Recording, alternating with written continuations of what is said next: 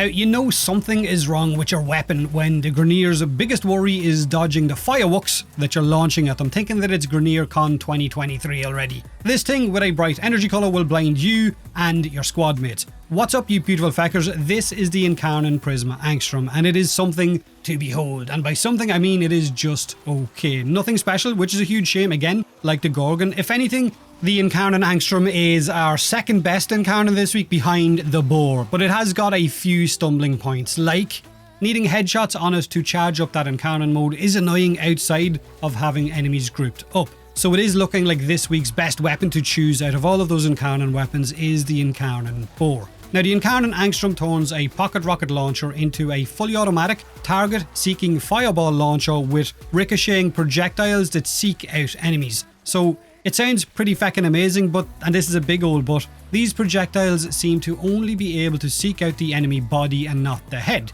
You cannot land a headshot with the Incarnon mode on the Angstrum. And just to show you, I've changed my headshot indicator colour to a bright purpley kind of pink, and not once will you see that colour while testing it in the simulacrum. So the fireballs are dragged down towards the enemy body, and the magnetism for this seeking out the enemies seems a little bit short range as well. Again, it will help players with a bad aim, no finger pointing, right? But I would really like to be able to land a headshot with those seeking fireballs. Now, aside from that, with a fully formed Prisma Angstrum, the fireball projectiles are a little bit on the weaker side compared to previous Incarnon weapons. If I use a Warframe that can strip enemy defenses like my Colero is doing in some of this footage, then the weapon is fine and it's going to kill enemies. But then again, so are most weapons, with the exception of maybe the Stug within that scenario. I feel like the best way to describe this week's Incarnon choices would be that they are just a little bit more on the balanced side and not quite up there with the likes of the Bratten, the Tora, the Latron, the Mitre and so on, which was bound to happen. The never-ending power creep of some of these Incarnon weapons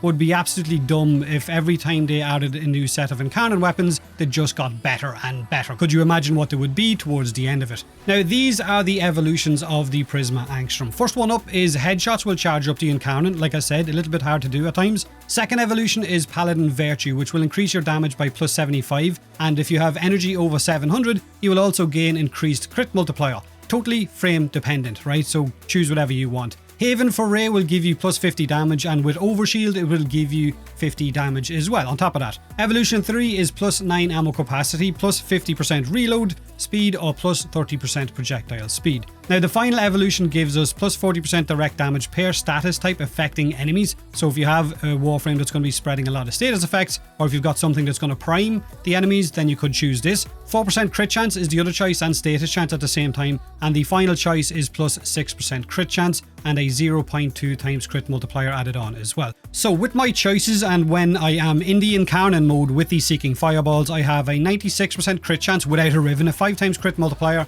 and the weapon will deal heat and viral, but never land a headshot. Modding for corrosive heat or viral heat is completely up to the user. I've modded mine for crit and viral and heat with primed heated charge. You could pop an expel mod in to replace Hornet Strike if you prefer. Galvanized shot can also be replaced in for primed heated charge if you prefer to use that instead of primed heated charge. And fulmination could be used to increase the explosive radius of some of those Incarnon shots as well, the Seeking Fireballs, if you want to use that. I personally think it's a bit of a wasted mod.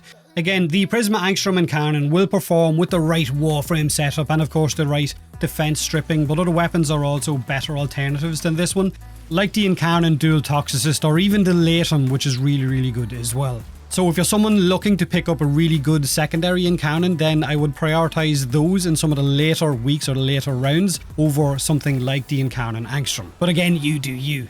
But let me know in the comment section below what you think of the Angstrum's Incarnon form. Have a great day, and as always, thanks for watching.